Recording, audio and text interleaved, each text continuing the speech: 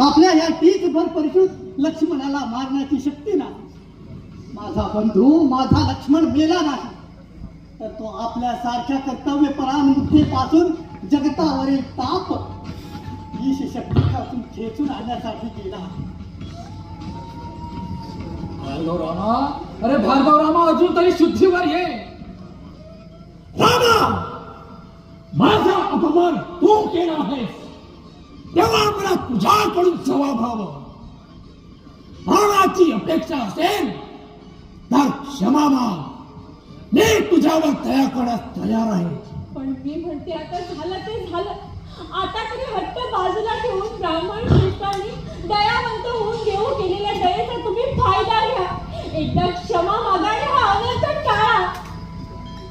क्षत्रिय दान घेत नसतात तर दान देणे हेच त्यांचे प्रेम.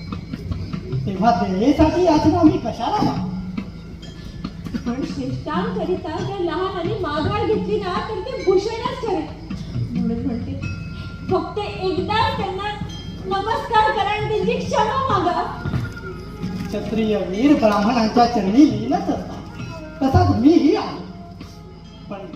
पण धनुर्भंग केल्याने मी यांचा मानभंग केल्याचा अपराध केला म्हणून मी यांच्याशी लीन होणार नाही व प्राणांतीही होणार नाही.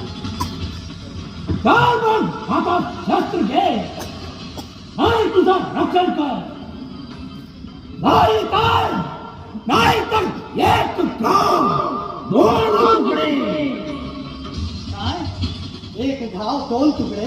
होय. करा आपल्या प्रचंड शस्त्राघाताचा माझ्या निशस्त्रावर घात करा.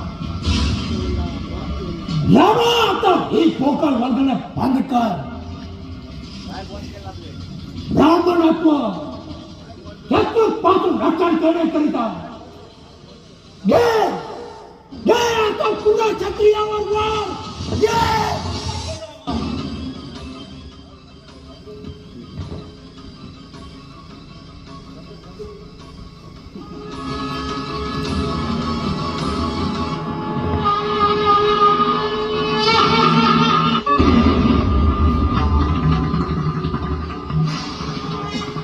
होय, ब्राह्मणाच्या रक्षणाकरिता ही दिव्य शक्ती या भूतलावर अवतरित होत आहे. आपल्याला जर ते दिसत नसेल तर करा या परिस्थितीचा माझ्या मस्तकावर घात. असं त्यांना घे. परशुरामा, हे काय आरंभिले आहेस तू?